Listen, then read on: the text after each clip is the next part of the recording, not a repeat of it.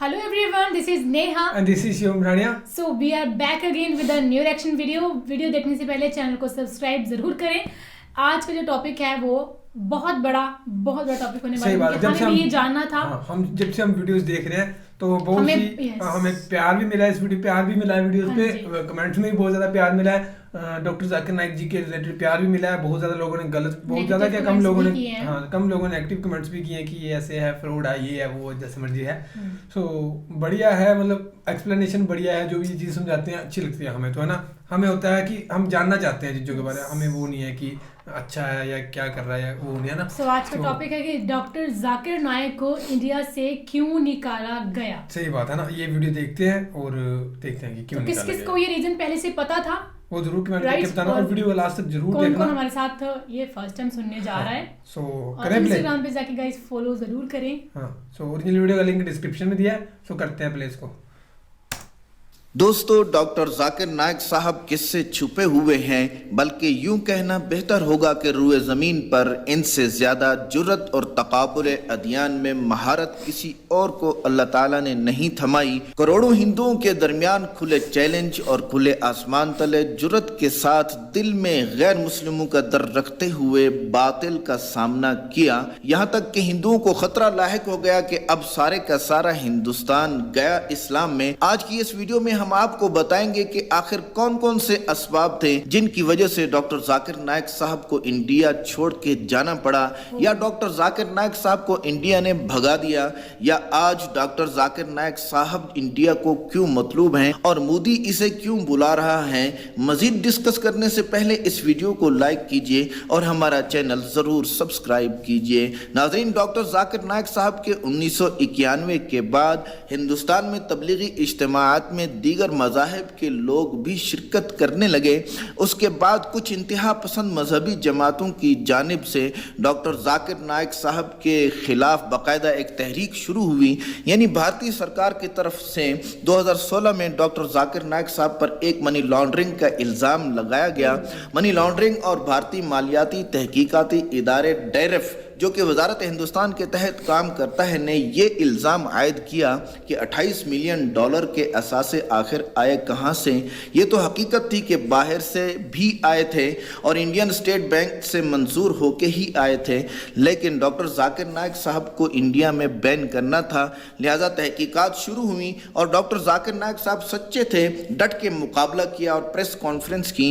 इन असासों में पूना के 20 फ्लैट्स और बैंक बैलेंस भी शामिल था, और इल्ज़ाम यूं लगाया गया कि इस्लामी ममालिक की तरफ से मुसलमानों के लिए दिफाई और रफाई कामों में दी गई रकम से खुर्द बुर्द करके ये असासे बनाए गए हैं. बायोक्रेट्स ने डॉक्टर जाकिर नाइक साहब के करीबी साथी नजमुद्दीन, जो कि सोने का काम करता था, को गिरफ्तार कर लिया.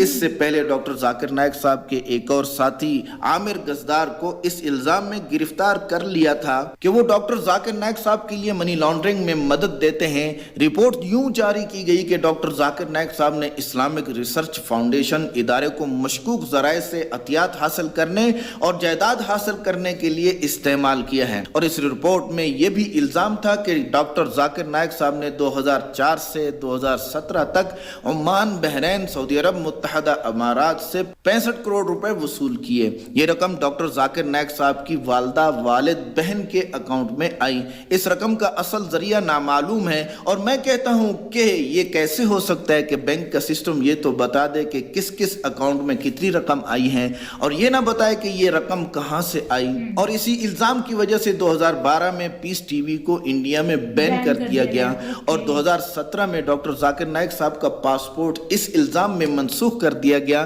कि डॉक्टर जाकिर नाइक दहशतगर्दी से ताल्लुक रखते हैं, और पीस टीवी और डॉक्टर जाकिर नाइक मजहबी नफरत फैलाते हैं. दूसरा इल्जाम, जो कि सरासर झूठा था, जो कि डॉक्टर जाकिर नाइक साहब के खिलाफ अकली कड़ियां मिला के लगाया गया था کہ ڈاکٹر ذاکر نائک صاحب نے پیغمبر اسلام کی توہین کی ہے، اسی وجہ سے جو شخص ان کا سر قلم کر کے لائے گا اس کو 15 لاکھ روپے انڈین کرنسی میں انعام دیا جائے گا۔ یہ اعلان اصل میں ایک فیس بک پوسٹ کر کے کیا گیا تھا جو کہ حسینی ٹائیگرز گروپ کے صدر سید کلب حسین نقوی کی طرف سے تھا۔ الزام عائد کرنے کے بعد یہ پوسٹ کی گئی تھی اور سید کلب حسین نقوی کے بیٹے نے ڈاکٹر ذاکر نائک صاحب کو کافر قرار دیا تھا، جو کہ سراسر انڈیا کے حق میں فیس بک پوسٹ تھی۔ تیسرا الزام اور بھی بھیانک اور عجیب تھا کہ یہ بھی 2016 میں لگایا گیا تھا۔ انڈین میڈیا کے سامنے ایک شخص نے یوں کہہ دیا کہ بنگلہ دیش ڈھاکہ میں بیکری کیفے پر ہونے والے حملہ آور میں سے ایک شخص ڈاکٹر ذاکر نائک صاحب کی تعریف کرنے والا تھا، یعنی ڈاکٹر ذاکر نائک صاحب کا چاہنے والا تھا۔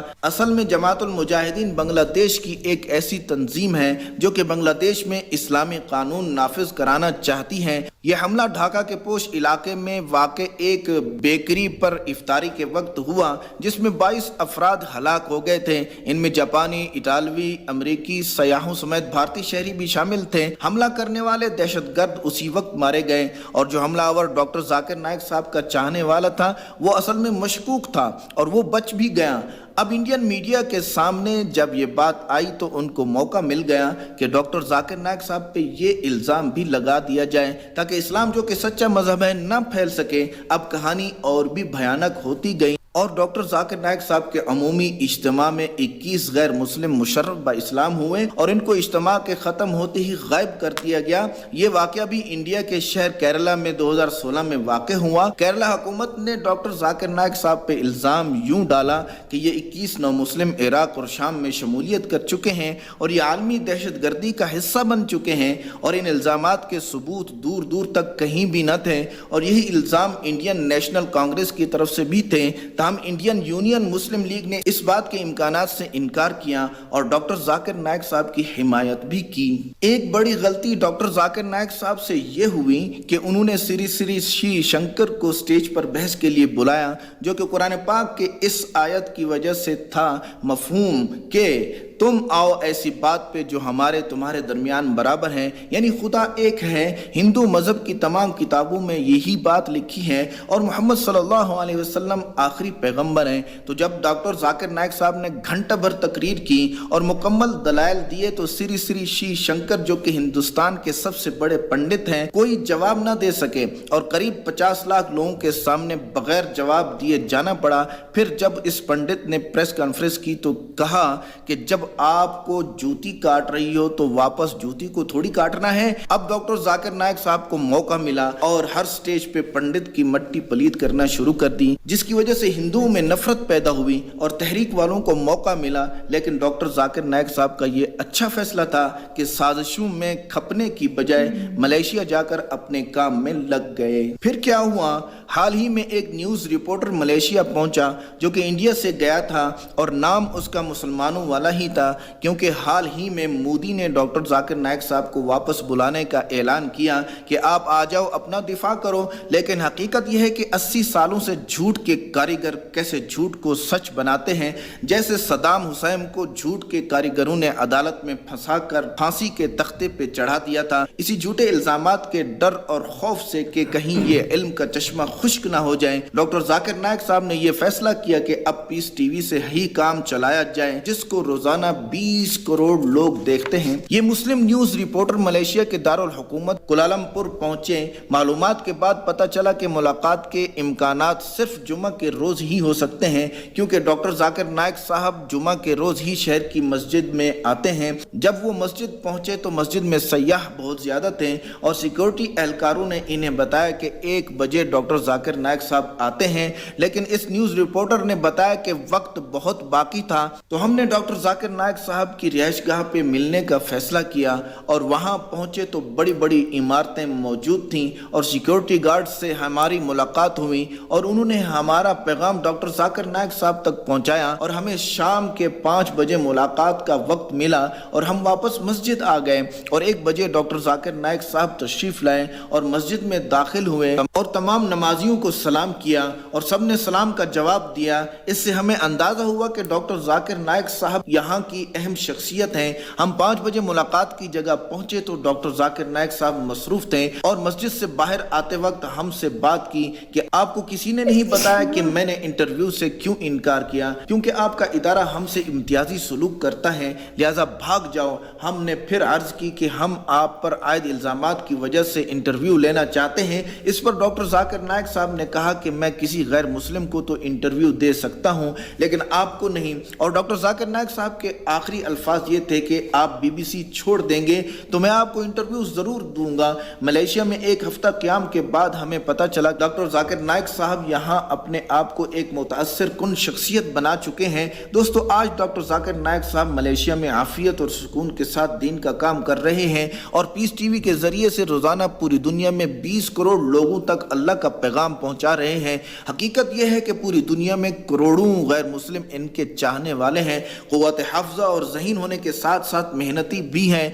और हकीकत में गैर मुस्लिमों के लिए दिल में दर्द रखने वाले हैं ताकि ये हिंदू वगैरह जहन्नम की आग से बच सकें। दोस्तों, भले ही उलमा को डॉक्टर जाकिर नाइक साहब से हज़ारों जगहों पे और मसाइल में इख्तलाफ हों, लेकिन इस बात में कोई इख्तलाफ नहीं कि डॉक्टर जाकिर नाइक साहब के हाथों लाखों हिंदू मुसलमान हुए, जो कि इस दौर में किसी आलिम का काम नहीं। वीडियो पसंद आई हो तो इसे लाइक और शेयर करना ना। इतने सारे इल्जाम लगे थे उनके ऊपर। इल्जाम सी हैं ये बहुत ज़्यादा, पर अब ये नहीं पता कि ये सच है कि नहीं है ना, क्योंकि हमें बिल्कुल भी नहीं पता है। इस वीडियो को देख के हम अंदाजा नहीं लगा सकते हैं। मीडिया तो यही कह रही है कि मनी लॉन्ड्रिंग में भी इनको वो करा गया। अब उनके पास प्रूफ है तो वही एक सच हो सकता है, लेकिन डॉक्टर जाकिर नाइक ऐसा नहीं कर सकते जहां तक हमें लग रहा है, क्योंकि इतनी नॉलेज है, इतना सब कुछ जानते हैं और अपने सभ्याचार या अपने ट्रेडिशन को हर एक चीज को फॉलो करते हैं। और अब मोदी जी उनको वापस बुला रहे हैं कि आप आ जाओ, लेकिन वो नहीं आ रहे किसी डर की वजह से। यही डर है कि दोबारा से केस कुछ लग जाएगा तो मेरे को फांसी ना दे दें, मतलब टोटली मेरे को लॉस्ट ना कर दें, है ना। क्योंकि इतने ज्यादा लोग, जैसे उन्होंने कहा है कि 20 करोड़ लोग देखते हैं डेली, तो होता ही है कि नहीं यार सभी अपना रिलीजन कन्वर्ट ना कर ले, है ना। तो बाकी ये था, पता लग गया। लेकिन जो प्रेस कॉन्फ्रेंस वाली वीडियो थी वो अगर मिल जाती ना तो शायद वो कह नहीं, उन्होंने प्रेस कॉन्फ्रेंस के सामने कही है ये सब बातें, तो अगर वो वीडियो मिल जाती ना तो देखते हैं, मिलेगी तो आप हमें जरूर उसका लिंक सेंड करना, हाँ, सो दैट हम देखें और हमारी भी थोड़ी बहुत हमें भी पता चले। और एक बहुत ज्यादा रिक्वेस्ट आ रही है, एक तो क्या बहुत ज्यादा रिक्वेस्ट आ रही है श्री श्री रविशंकर वाले डिबेट की पूरे की।